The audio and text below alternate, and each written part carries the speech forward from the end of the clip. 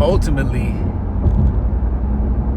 when you look at your life and you think about what are you going to accomplish, what are you going to solve, what are you going to contribute, where are you going to get to?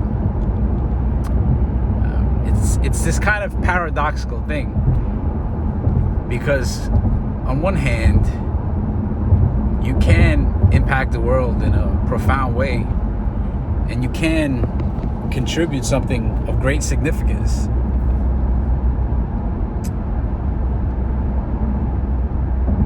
But in the grand scheme of things, where are you really going in your life? Where is there to go?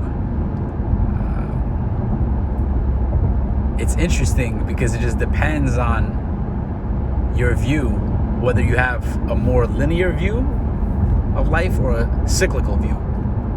And if you have a linear view, which is the dominant view seen by the Judeo-Christian religions, that there's somewhere to go, that we're on a trajectory to the promised land, that something must be achieved, some kind of goal must be attained. And if you hold the cyclical view, then life just keeps repeating itself. This is the view that the Eastern religions hold, that we're on a hamster wheel and there's nowhere to go. And essentially the hamster wheel is samsara. And as long as we're stuck in samsara, we just keep going around in circles. Now, which of these views is true?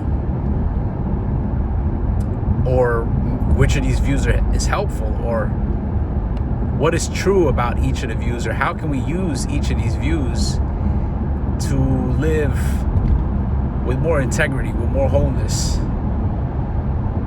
with more clarity, and with more acceptance of uncertainty and ambiguity? This is a paradox that I'm currently playing with. In my mind, or in my heart, deep down inside, I feel more so connected, or I feel that the cyclical view of life is more true. It feels more true.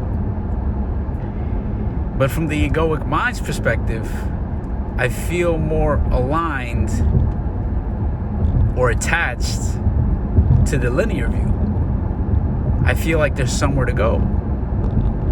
And this paradox is beautifully summed up by this phrase that came to me one day: there is no time. Because on one hand, there is no time. Hurry up.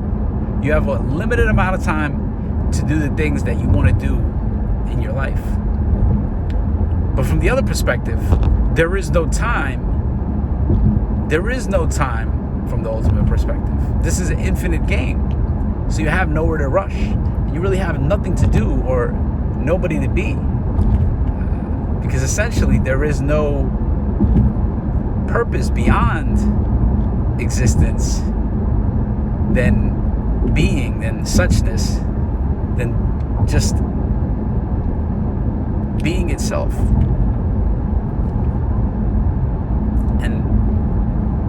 And this is the paradox. This is the paradox of relative reality and what we may call ultimate or absolute reality.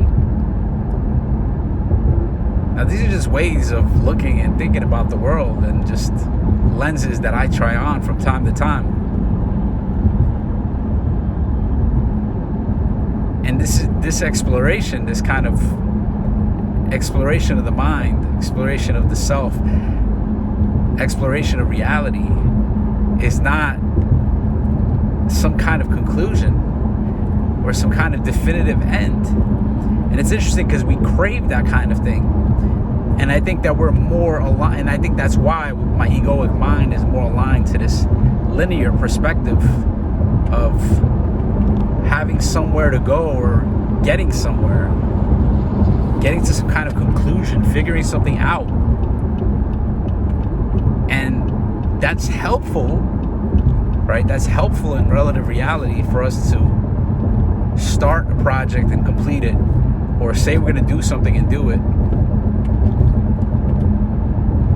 But in the grand scheme of things, if we can't see the bigger picture, the infinite game, then we get caught up in this kind of scurrying and hurrying. That's what I see in myself. That's what I catch my mind doing. I catch myself never having enough time, always trying to get from one thing to the next, always trying to accomplish more, always trying to do more. And this is this kind of unsettling, this kind of unrest, this kind of distress that's always in my subconscious mind. It's always there. And a lot of what I consider the spiritual and meditative path is clearly seeing how this kind of discontent, this kind of anxiety, this kind of distress permeates so much of our existence, and in understanding where it comes from. And it comes from an obsession with linear thinking, an obsession of achieving or doing or getting somewhere. And it's not that way of thinking or that way of being or that way of perceiving is wrong or not useful. It's just that it's overly developed and overly emphasized in the modern day world. It's become this attachment. It's become this kind of, we're attached to this way of seeing and being. And this is described in great detail in The Master and His Emissary, written by psychiatrist Ian McGilchrist. And he explains how the brain is split actually into two hemispheres that perceive the world in two different ways. The left hemisphere perceives things in categories. It sees things in a very linear way, in a way of we have to get somewhere, we have to achieve something, we have to dissect things, break things into categories and concepts. While the right brain sees the world in a more holistic manner, in this kind of big picture, open awareness view. And what McGilchrist explains in the book is that we've come to prioritize the left brain's view, this linear view.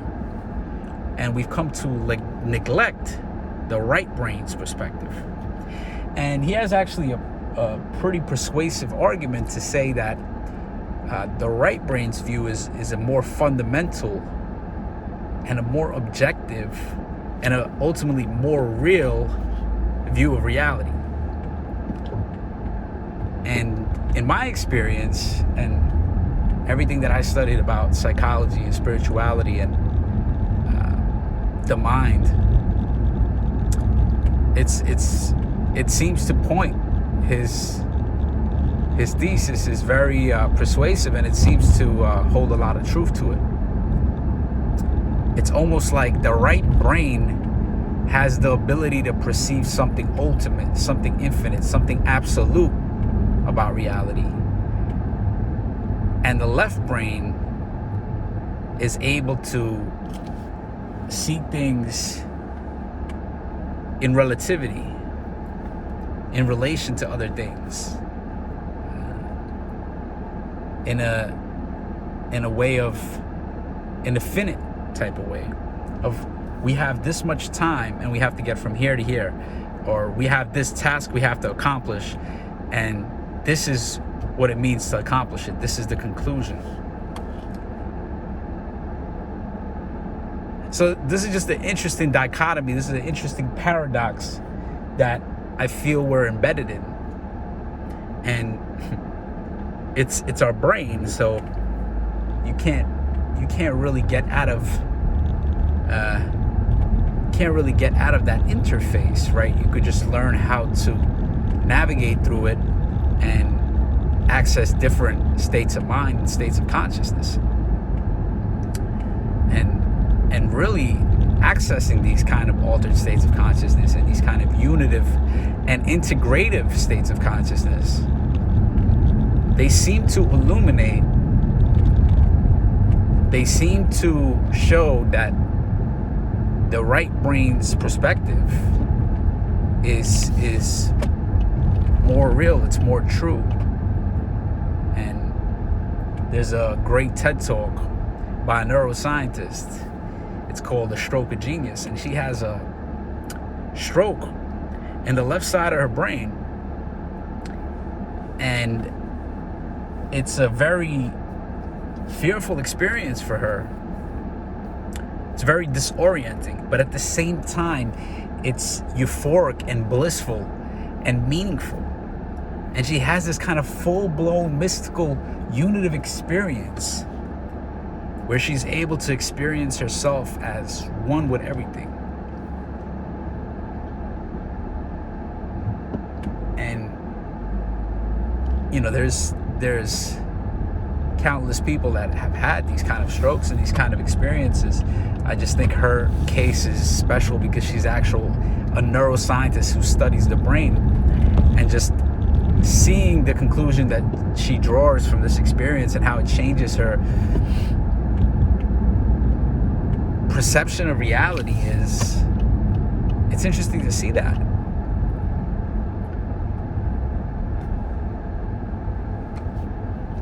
So I'm just wondering how these kind of experiences can change us, and what that means for our understanding of ourselves and of reality. And these kind of experiences, these type of mystical, transcendent peak experiences they're just unfathomable. They're incomprehensible. They're ineffable. And they're experiences that stick with you forever. Or at least I feel that way. It's been years since I've had my most profound mystical experiences, and they're just something that have forever changed me and my understanding of who I am and what reality is. And there's nothing conclusive about them, in the sense that it's like the gift that keeps giving. It keeps opening your mind to the beyond. And it just shows you kind of this vast, infinite view of reality, this kind of eternity that we're a part of, even though we feel so conflicted and constricted and limited at times, being humans and being animals encased in a physical body. So these are some thoughts that I had, and just thought I would do kind of a verbal expression of what's bubbling in my mind. Hopefully something that I said could be of some use or inspiration to you. Peace and love.